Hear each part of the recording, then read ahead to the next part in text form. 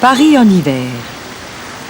Du ciel gris d'Europe du Nord tombe une neige légère, mais au lieu de laisser un blanc manteau floconneux, elle recouvre le sol d'un fin voile rosé. Les Parisiens vous diront qu'au début du printemps, la neige ou la pluie a souvent cette coloration rosée. Ce phénomène insolite ne se produit pas qu'à Paris, mais sur une vaste région qui englobe le bassin méditerranéen, les Alpes, l'Allemagne et même la Suède. Autrefois, les gens ne comprenaient rien à cette neige rougeâtre et pensaient qu'il s'agissait d'un mauvais présage.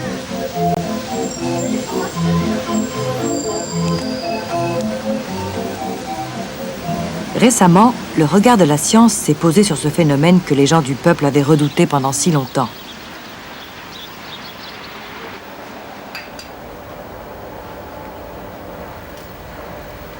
Pourquoi la neige est-elle teintée de rouge?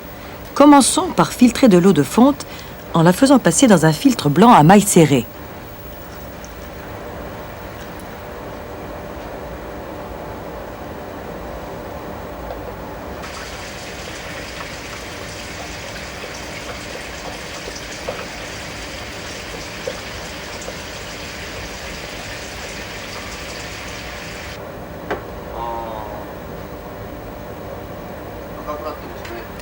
Comme on peut le voir, la partie du filtre traversée par l'eau de fonte a une coloration rougeâtre.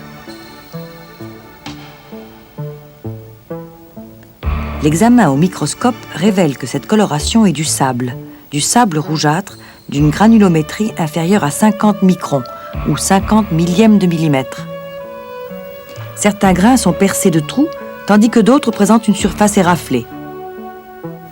En fait, tous sont de fins grains de sable apportés dans le nord de l'Europe depuis une lointaine contrée. C'est ce sable rougeâtre qui donne à la neige de Paris sa coloration singulière.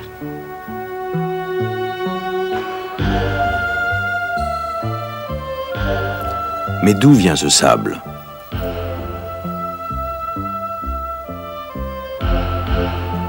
L'examen de cette photo de nuage prise par le satellite européen d'observation météorologique Météosat nous fournira peut-être des indications sur la provenance de ce sable.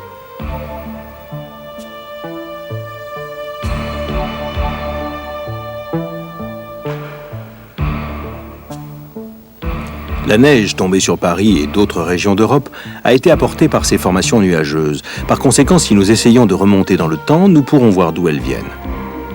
Regardons de plus près ces nuages blancs au centre de la photo. Étant donné que le satellite prend des photos toutes les 3 heures, si on accole ces clichés en séquence, on voit très bien que ces nuages-là ont été apportés par un vent du sud. En fait, ces nuages viennent du Sahara, et on peut présumer que c'est du sable du Sahara qui tombe doucement avec la neige sur Paris. La légère coloration que présente la neige en Europe ne permet pas d'avoir une idée de la quantité de sable qui est apportée sur le continent par les vents du sud. Mais c'est près d'1 million de tonnes de sable du Sahara qui sont soufflées sur l'Europe chaque année. En fait, c'est le vent puissant qui transporte le sable du désert jusqu'en Europe, qui crée le désert lui-même. Vue de l'espace, notre belle planète paraît bleue à cause de la couleur de ses océans, puisque la terre ferme ne représente qu'un tiers de sa superficie. Dans un univers où l'eau est tellement omniprésente, comment des vents peuvent-ils créer l'aridité désolée d'un désert ? Pour résoudre cette énigme, rendons-nous en Afrique, dans le désert du Sahara, le désert le plus chaud et le plus sec de notre belle planète bleue, la Terre.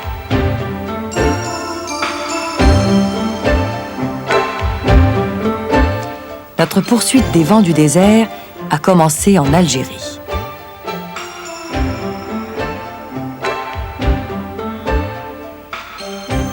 Les nuages qui viennent du littoral méditerranéen tempèrent quelque peu le soleil équatorial.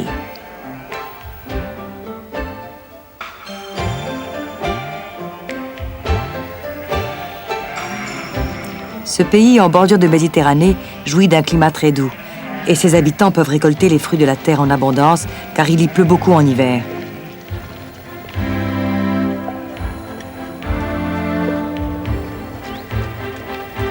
Les nuages qui permettent à leur récolte de pousser et font verdir leur pâturage ne vont pas très loin, car ils sont arrêtés par la barrière montagneuse de l'Atlas.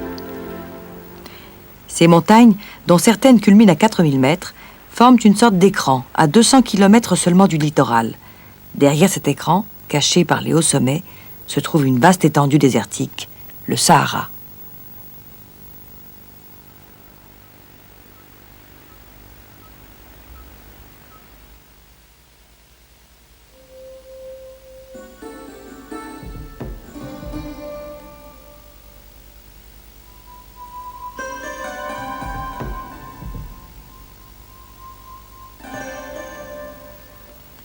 L'aube se lève sur le Sahara.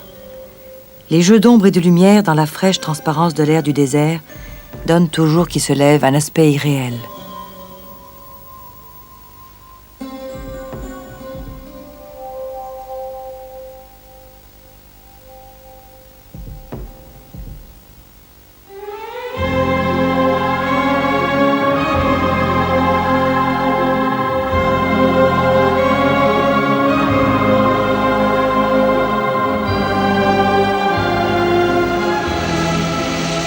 Sahara signifie « terre désolée » en arabe.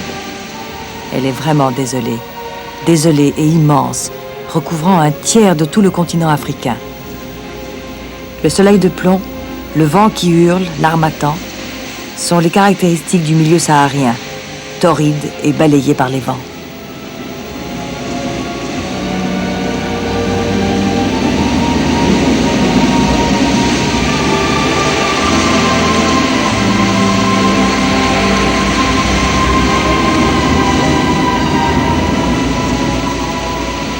Des vents desséchés soufflent à travers le désert, un sol qui n'a pas vu une goutte de pluie depuis des années. Le sable, emporté par le vent, coule sur le sol en sifflant comme de l'eau. C'est un univers de sable qui change d'un instant à l'autre, des dunes qui avancent en lente reptation, telle une mer de sable aux proportions immenses.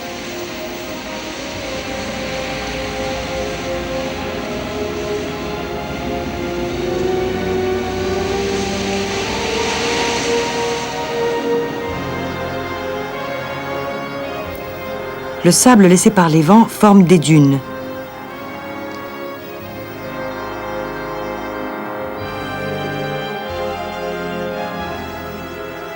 Les dunes ont un aspect désordonné, comme ballottées par le vent, car chacune prend une forme différente selon la direction du vent et la quantité de sable.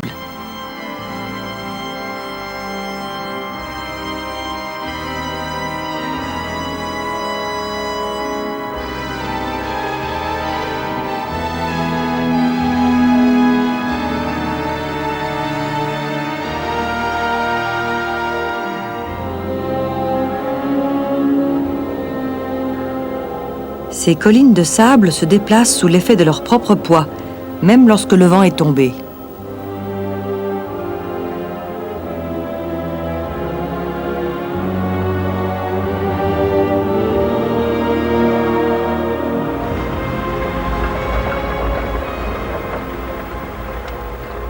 La surface des dunes ne présente pas une texture uniforme. Certaines parties sont suffisamment dures pour permettre à une voiture de les franchir, tandis que d'autres sont tellement molles que le sable coule littéralement sous les pieds à chaque pas.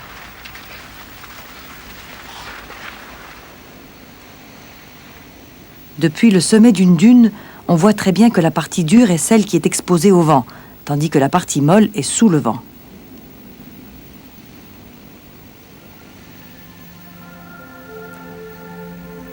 Ces édifices en forme de croissant sont appelés des barkhanes.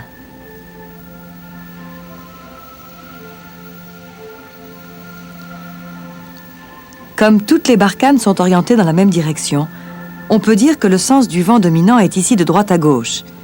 Et ce vent, c'est l'harmattan, le vent du Sahara que nous sommes venus chercher ici.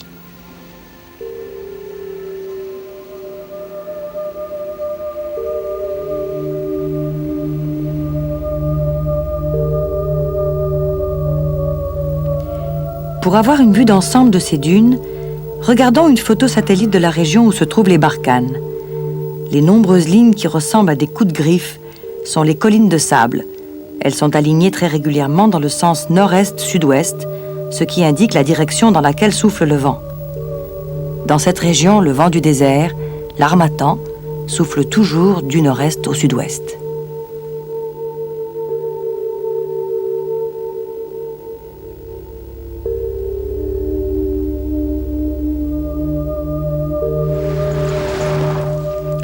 La question à laquelle nous aimerions trouver une réponse, c'est d'où vient tout ce sable que l'Harmattan transporte.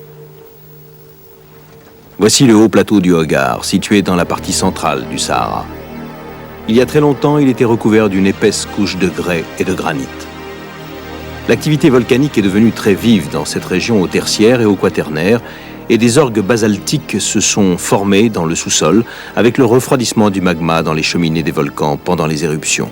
Mais aujourd'hui, même ces coulées basaltiques très dures sont presque entièrement érodées. En l'absence de tout nuage dans le ciel saharien qui pourrait le tempérer, le soleil équatorial chauffe à blanc les roches dont la température atteint 80 degrés et provoque leur dilatation.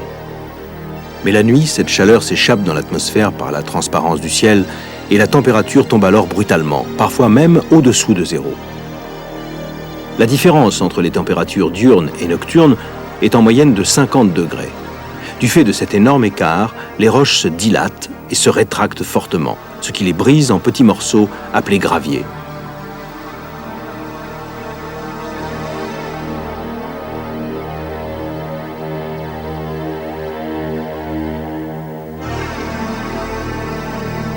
Voici une plaine de gravier couverte d'une épaisse couche de galets noirâtres. Bien que les dunes soient plus souvent données comme l'image du désert, plus de la moitié de la superficie du Sahara est formée par une plaine de gravier comme celle-ci.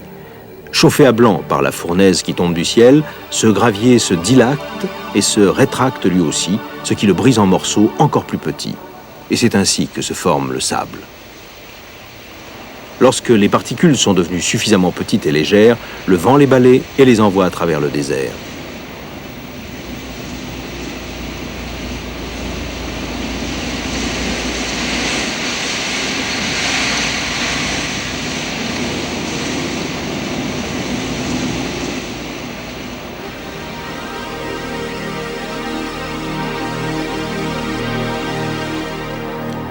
D'énormes quantités de ce sable issu des plaines de gravier sont transportées par le vent qui les laisse retomber dans des gorges et des ravins de montagne. À mesure que le sable s'accumule, les dunes si pittoresques se forment. Certaines de ces collines de sable atteignent une hauteur de 300 mètres et forment un cordon sinueux lorsque plusieurs d'entre elles sont reliées.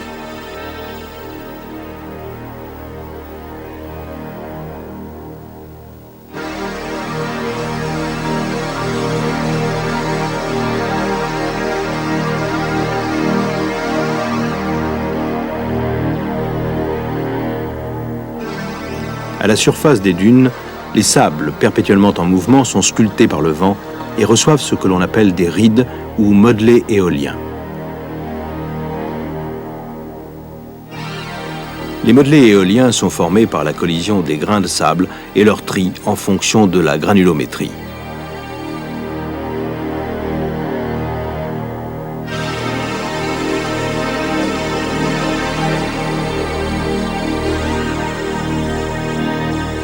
Les microscopiques particules de sable s'envolent au moindre souffle. Ces grains de sable ont un diamètre de 0,05 à 2 mm. En les examinant de plus près, on s'est aperçu avec étonnement qu'ils étaient transparents. Et on a constaté que c'était du quartz. Les taches rougeâtres que l'on peut voir sont les traces du fer et du potassium qui se trouvaient à l'intérieur du quartz et qui sont remontées.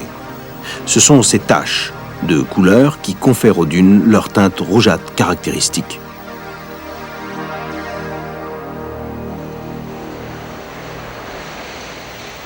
Soumises à l'action constante du vent qui les détache du quartz, ces infimes particules colorées s'élèvent en tourbillon pour former un nuage de sable fin. Ce sont ces mouchetures qu'emporte le vent du Sahara, l'harmattan. Contrairement au sable de quartz qui se déplace comme s'il rampait sur le sol, ces fines particules s'envolent dans le ciel, où elles forment un immense tourbillon de sable au-dessus du désert.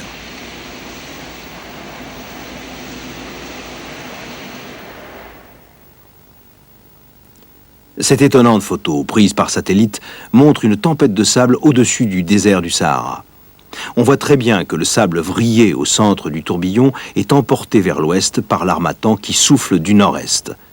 Ce vent, avec ses tourbillons de sable si caractéristiques du désert, change la vie des habitants de cette région.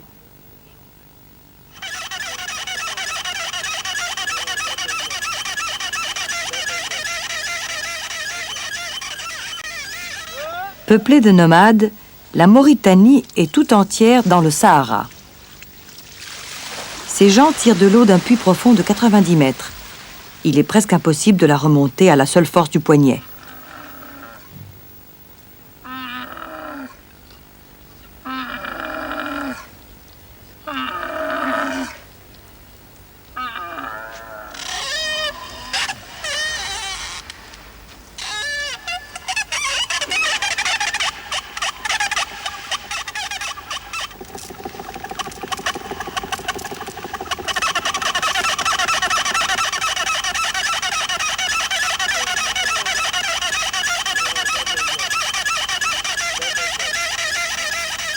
Aussi se servent-ils d'un autre habitant du désert, le chameau, pour remonter le précieux liquide à la surface.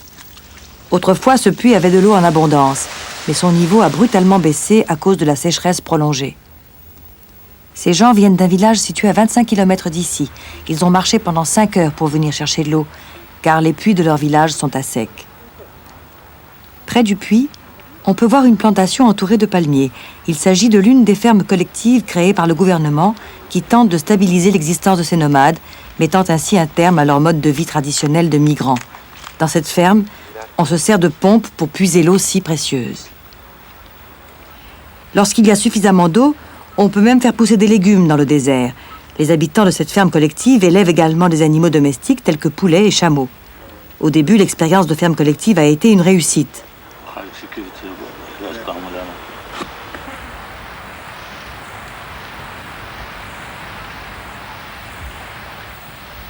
Mais le désert n'est pas un élément stable et le sable pénètre dans le moindre recoin de champ qui n'est pas entretenu.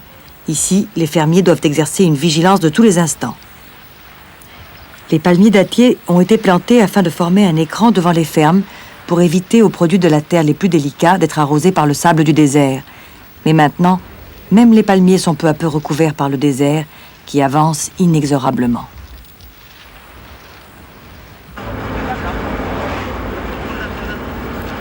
Chassés par la progression des sables et les vents violents, les Mauritaniens ont abandonné leur village et se sont dirigés vers les villes abritées du vent. Aussi incroyable que cela puisse paraître aujourd'hui, les nomades avaient autrefois baptisé cette route le chemin de l'espérance. On trouvait facilement de l'eau tout au long de la traversée du désert et un commerce animé s'y exerçait. Mais aujourd'hui, les gens ne prennent cette route que pour fuir le désert et pour se diriger vers les villes qui paraissent plus prometteuses, pour l'instant du moins.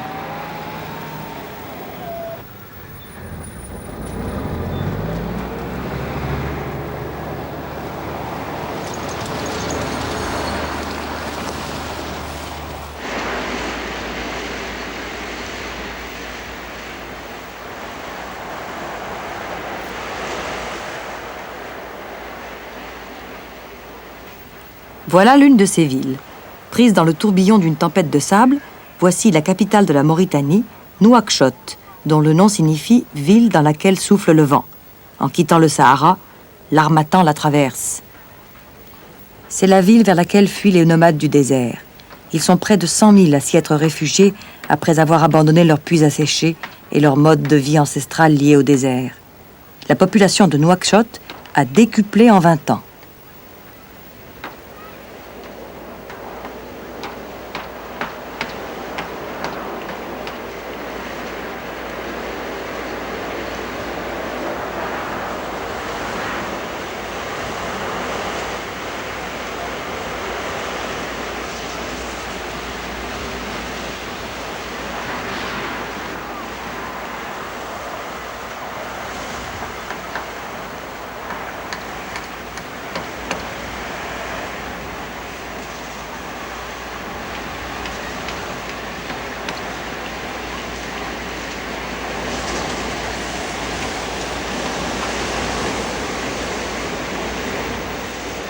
L'harmattan, le vent du désert, frappe cette ville sans relâche.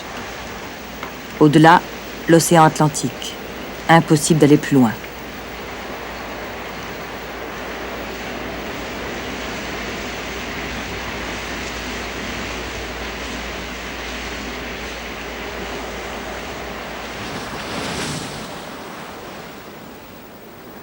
Finalement, l'harmattan atteint la mer après avoir traversé tout le Sahara sur plusieurs milliers de kilomètres. Cette mer, c'est l'Atlantique. La marche du désert pousse des rangées entières de dunes vers le littoral et même dans la mer.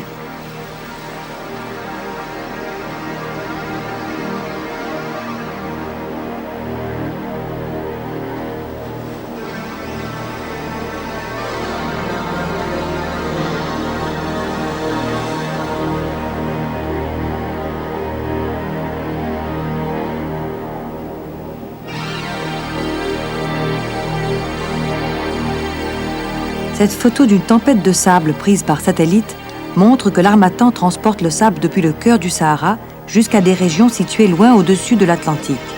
De microscopiques particules de sable poursuivent leur voyage plus loin encore, soulevées et emportées par les vents des couches supérieures de l'atmosphère. La quantité de sable arrachée au Sahara par le vent atteint le chiffre presque incroyable de 250 millions de tonnes par an. Le sable du Sahara représente près de la moitié du sable que les vents emportent de tous les déserts du globe. Et les particules rougeâtres qui colorent légèrement la neige à Paris proviennent de ce sable enlevé au désert saharien.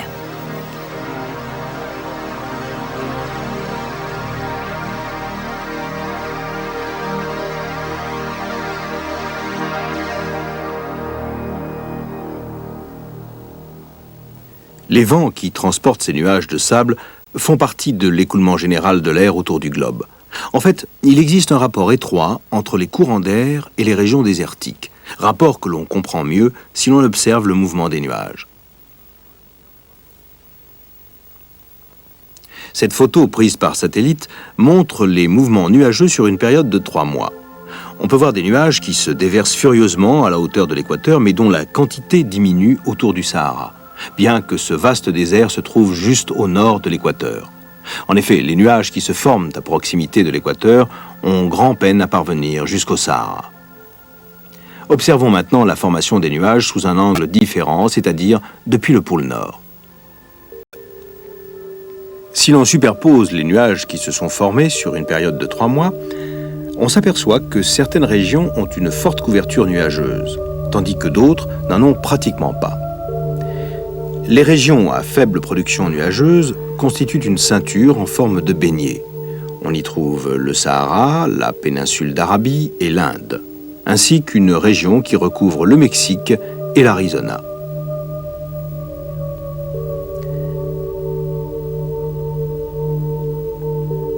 La vue depuis le pôle sud nous donne une image analogue.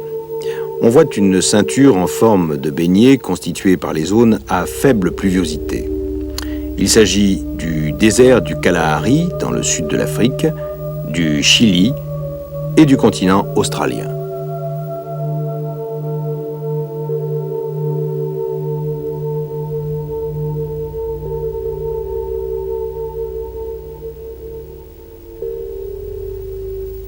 La question qui se pose alors, c'est de savoir pourquoi les nuages porteurs de pluie ne se forment pas dans ces régions. En reprenant notre exemple du Sahara, jetons un coup d'œil sur le mécanisme qui fait du domaine aride cette longue et étroite ceinture.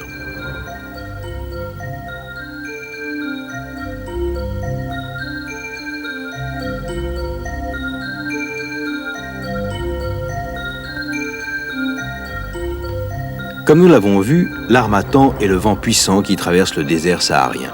Ce vent qui souffle en rafales torrides et sèches prive le sol des plus petits résidus d'humidité qu'il pourrait encore contenir. Lorsqu'il approche de l'équateur, l'Harmattan est réchauffé par le rayonnement direct de l'ardent soleil tropical et s'élève alors brusquement.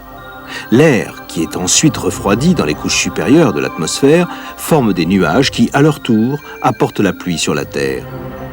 C'est ce phénomène qui crée la zone tropicale humide à proximité de l'équateur. Une région où les précipitations sont abondantes. Après s'être délesté de son humidité, l'air descend à mesure qu'il se déplace vers le nord. Et à mesure que l'air descend, sa température augmente, et très vite, il se transforme en vent chaud qui frappe le sol.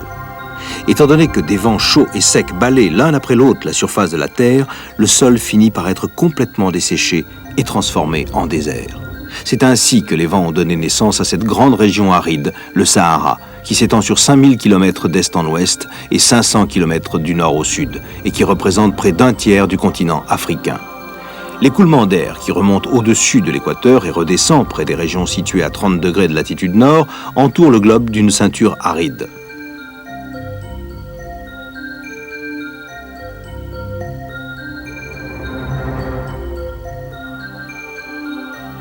Il existe un courant d'air analogue juste au sud de l'équateur, dans l'hémisphère sud. C'est donc la circulation de l'air autour de la Terre qui crée ces deux ceintures arides, l'une dans l'hémisphère septentrional, l'autre dans l'hémisphère austral.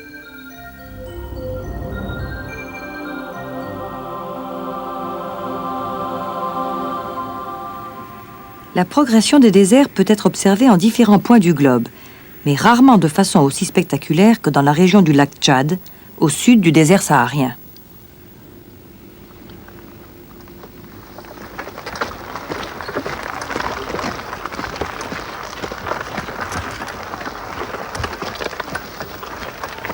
Voici le lit du lac Tchad, qui s'est asséché à cet endroit il y a plusieurs années.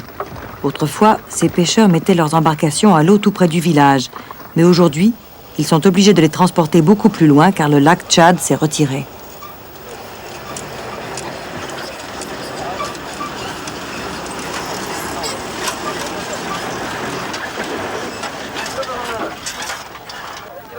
À une demi-heure de voiture du village, nous avons trouvé un marché aux poissons. Ce marché grouille de gens venus de près et de loin pour acheter le poisson pêché dans le lac.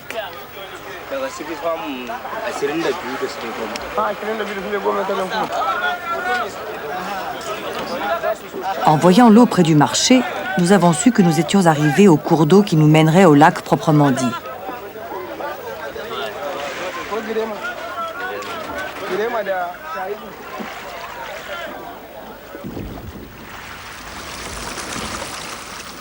Le lac Tchad devait se trouver quelque part en aval de ce cours d'eau, et nous avons décidé de suivre celui-ci jusqu'au lac.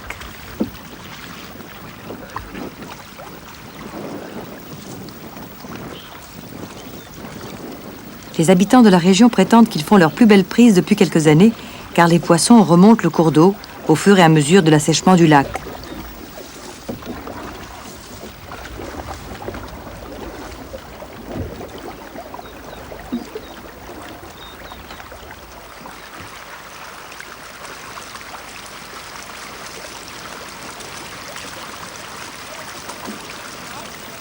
Nous avons suivi le cours d'eau pendant une bonne heure, mais toujours pas de lac en vue. Au contraire, la rivière commence à se rétrécir. On nous dit que le lac est encore un peu plus loin.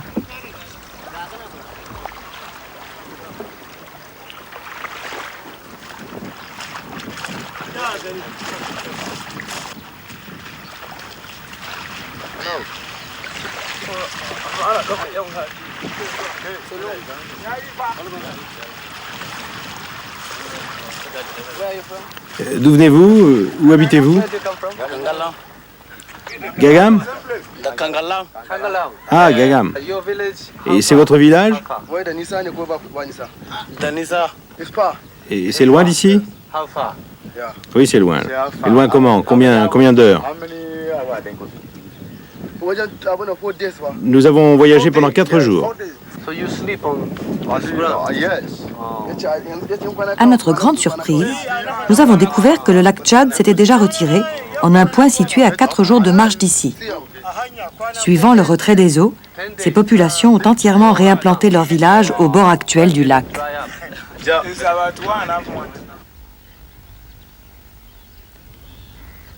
Le rivage a reculé tellement loin que ce pêcheur qui habitait autrefois au bord de l'eau doit maintenant marcher pendant 4 jours pour y parvenir.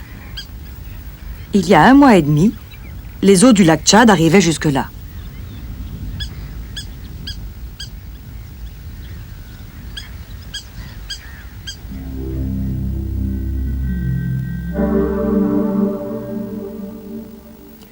Une fois de plus, ce sont des photos prises par satellite qui nous expliquent comment les choses se passent.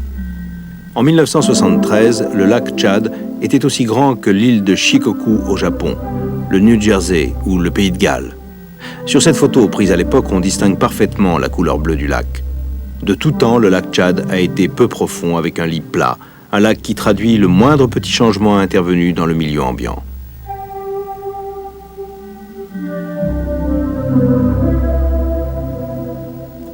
En 1982, c'est-à-dire seulement 9 ans plus tard, toute la partie nord du lac avait pris une coloration brun rougeâtre, dénotant qu'il s'était asséché et qu'il était désormais recouvert de plantes. Les taches noires dispersées alentour indiquent des marais.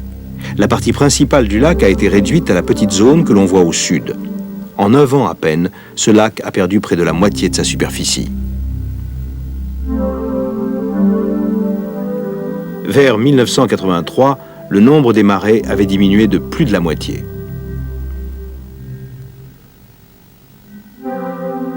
En 1984, un an plus tard, les marais avaient presque tous disparu, réduisant la superficie du lac à 1/10 à peine de ce qu'elle était 11 ans auparavant. Cette brutale rétractation du lac Tchad, situé au sud du désert saharien, fournit à l'évidence la démonstration de la progression du Sahara vers le sud.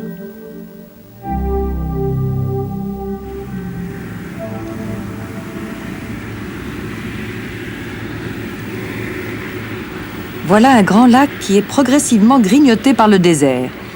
On peut alors se demander si ces sables stériles ne recèlent pas d'autres choses intéressantes. Pour le savoir, nous allons retourner au Sahara.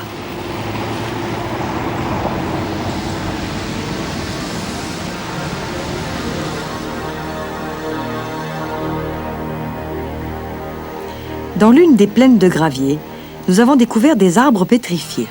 Il s'agit de bois silicifié, une matière formée sur une période très longue, au cours de laquelle les cellules ligneuses ont été remplacées par du silicium, tout en conservant leur forme. Le bois se transforme en pierre qui garde presque entièrement la forme des arbres d'origine. En voici un qui fait une bonne vingtaine de mètres de haut. Mais comme il est manifestement impossible qu'un arbre atteigne cette taille dans un désert privé d'eau, nous nous sommes demandé quel genre de milieu pouvait régner à cet endroit il y a très très longtemps.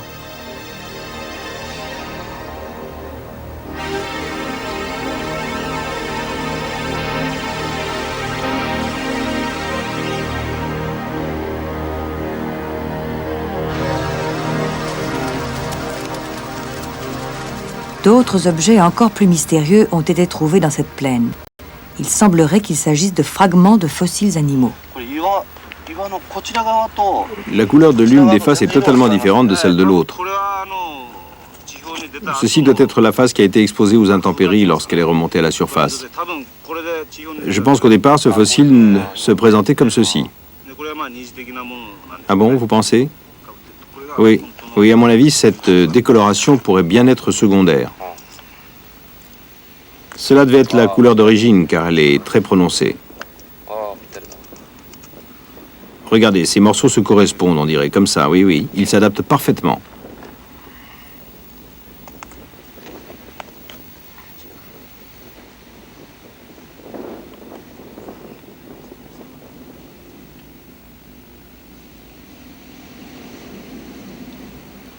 Eh bien, ce que nous avons trouvé dans cet endroit désertique et aride, et que nous avons assemblé, non sans mal, c'était l'os de la patte d'un dinosaure.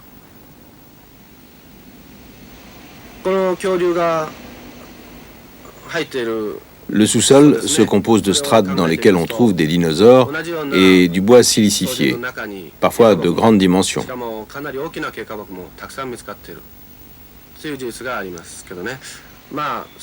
Ceci démontre à l'évidence que de grands arbres et des dinosaures avec des os de cette taille avaient pu subsister dans cette région autrefois.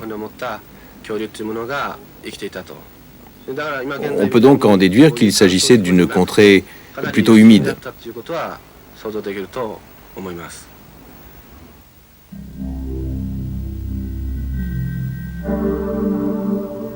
En retournant dans l'espace, nous pouvons voir par satellite que le désert du Sahara était autrefois une région humide.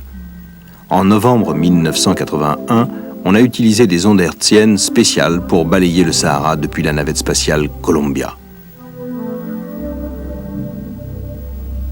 Les sables du désert sont extrêmement secs et sont composés de particules assez uniformes permettant à des ondes hertziennes d'une certaine longueur de les traverser. Du fait de cette propriété des sables du désert, on a réalisé cette expérience passionnante pour examiner la topographie du sous-sol. Les ondes hertziennes ont traversé la couche de sable épaisse de 6 mètres environ et ont été réfléchies par la base rocheuse dure, ce qui a donné quelques images splendides du terrain prédésertique. Sous cette monotone plaine de sable, on a trouvé des traces de cours d'eau.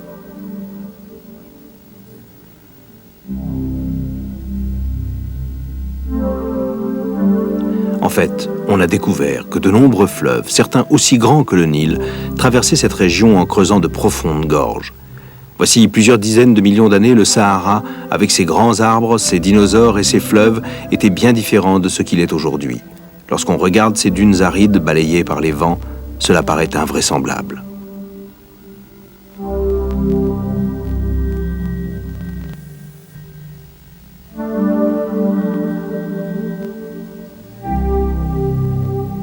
Mais comment cette région a-t-elle pu être jadis si humide, luxuriante et pleine de vie tropicale si, comme on l'a vu tout à l'heure, les vents équatoriaux circulaient de façon à générer des déserts au nord et au sud de cette ceinture?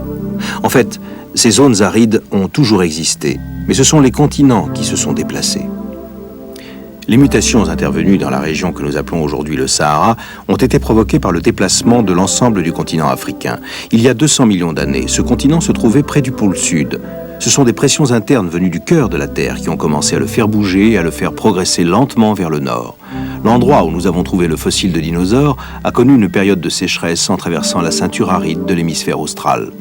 Le continent africain a poursuivi sa dérive vers le nord et, il y a 100 millions d'années, la région saharienne a traversé le climat tropical humide. C'est durant cette période que les grands arbres ont poussé et que les dinosaures ont prospéré au milieu des grands fleuves qui traversaient la région. Tous les grands changements climatiques subis par le Sahara au cours de ces centaines de millions d'années sont l'œuvre de la Terre et de ses continents qui ne cessent de se déplacer.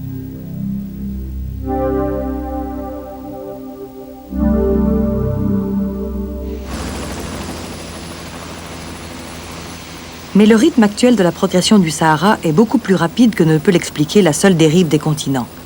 On trouve la preuve de ce brutal changement climatique à Tassili N'Ajjer, au cœur du désert saharien. Tassili N'Ajjer veut dire le plateau où coulent les rivières.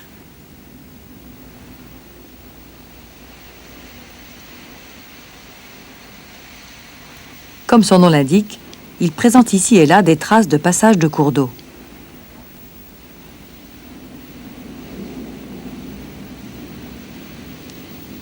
De profondes vallées ont été creusées à mesure que les fragiles strates de grès étaient lavées par le courant.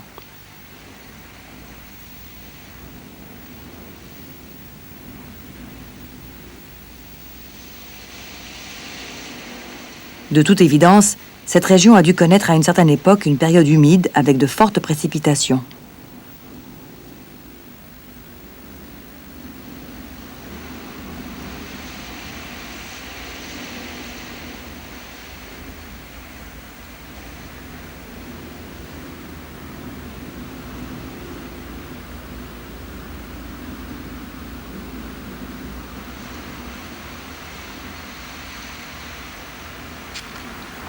Mais cette érosion n'est pas due entièrement à l'eau, car certaines roches ont été érodées par le sable transporté par le vent.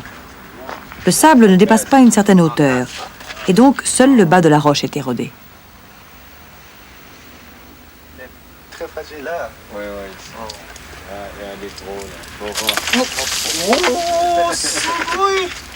これは脆い。簡単にこれ取れてしまうんだ。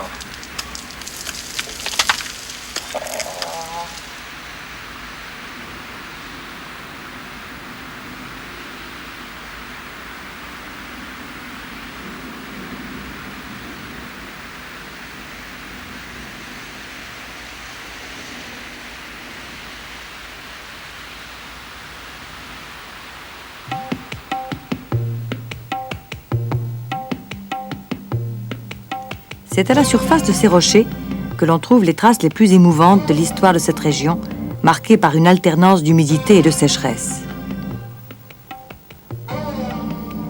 Les hommes de l'âge de pierre ont fait de nombreux dessins sur ces rochers.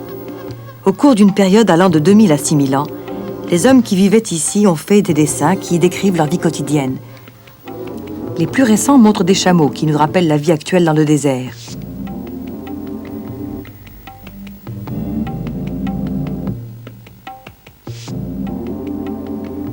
Mais les dessins des premiers âges représentent des vaches et des taureaux. Ils élevaient donc du bétail. D'autres dessins de cette époque comportent également des scènes domestiques, représentant de façon très vivante la vie quotidienne de ces peuples anciens. On voit des personnages qui se reposent près de leur maison, d'autres qui font la cuisine ou coupent du bois.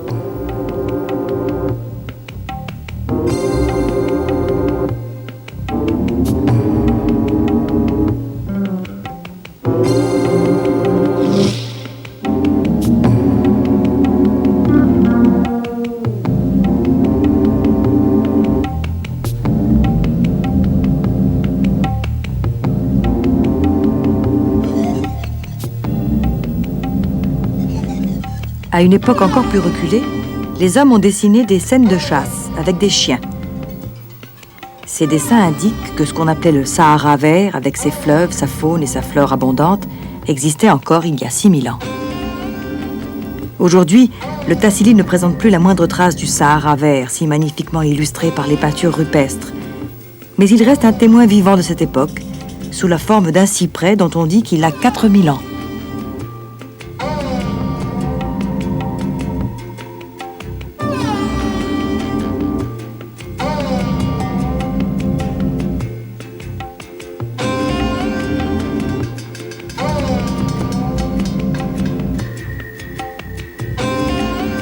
Depuis que cet arbre a sorti ses premières racines, les animaux ont quitté cette vallée et les hommes qui les chassaient ont disparu. On voit donc que même au cours d'une période de plusieurs milliers d'années seulement, c'est-à-dire une petite minute du temps géologique, le climat du Sahara a subi des mutations spectaculaires.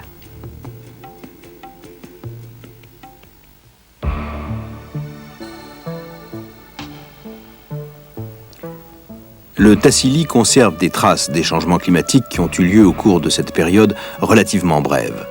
Les scientifiques pensent que les changements de climat ont été provoqués par l'expansion et le retrait des ceintures arides. Et, chose surprenante, ils prétendent que ces transformations subies par les ceintures arides sont dues à l'augmentation et à la diminution du volume de glace de la région polaire. Comment le climat saharien a-t-il été influencé par ce phénomène ?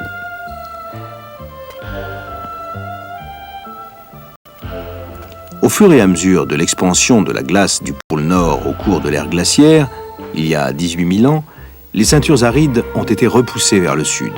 C'est ainsi qu'un climat de type méditerranéen régnait sur tout le nord du Sahara et que le sol était couvert de végétation jusqu'au Tassili.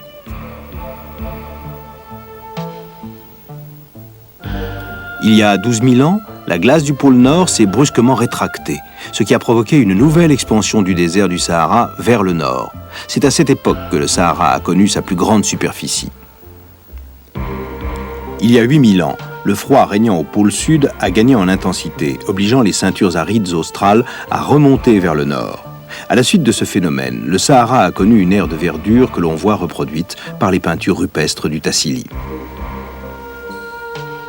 Il y a 4500 ans, le froid du pôle sud s'atténuant, les ceintures arides ont recommencé à se déplacer vers le sud et c'est ainsi que le Sahara a entamé sa progression vers le sud qui se poursuit aujourd'hui encore. La tendance actuelle du désert à s'agrandir a été déclenchée par le déplacement des ceintures arides vers le sud, un mouvement qui a commencé voici 4500 ans.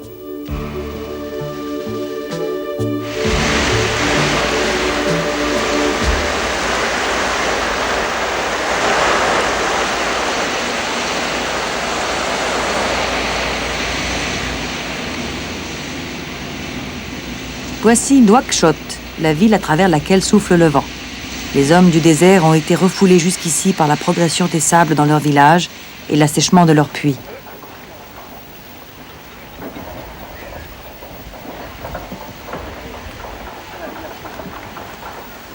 Les habitants de cette région mènent un combat désespéré contre le désert qui avance.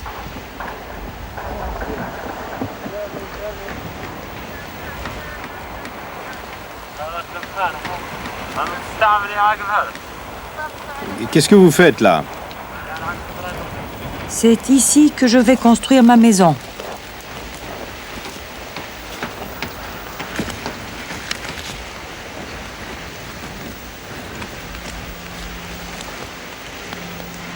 Lorsque le vent s'est calmé, les gens ont commencé à bâtir leur maison.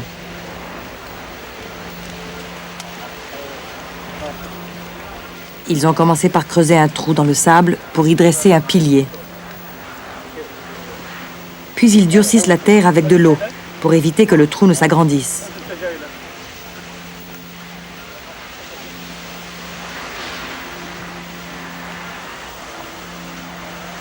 Le vent s'est remis à souffler.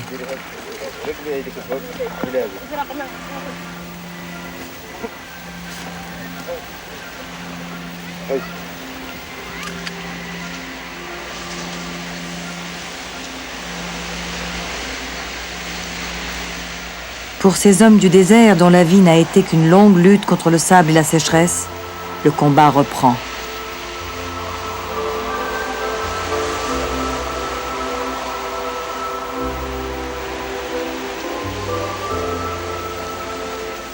Lorsque la mince couche de l'atmosphère terrestre respire, les déserts s'épanouissent en une tropicale luxuriance. Et lorsqu'elle expire, les plantes se fanent, les animaux meurent, et les hommes, endurcis par l'adversité, sont contraints de vivre dans un univers de sable.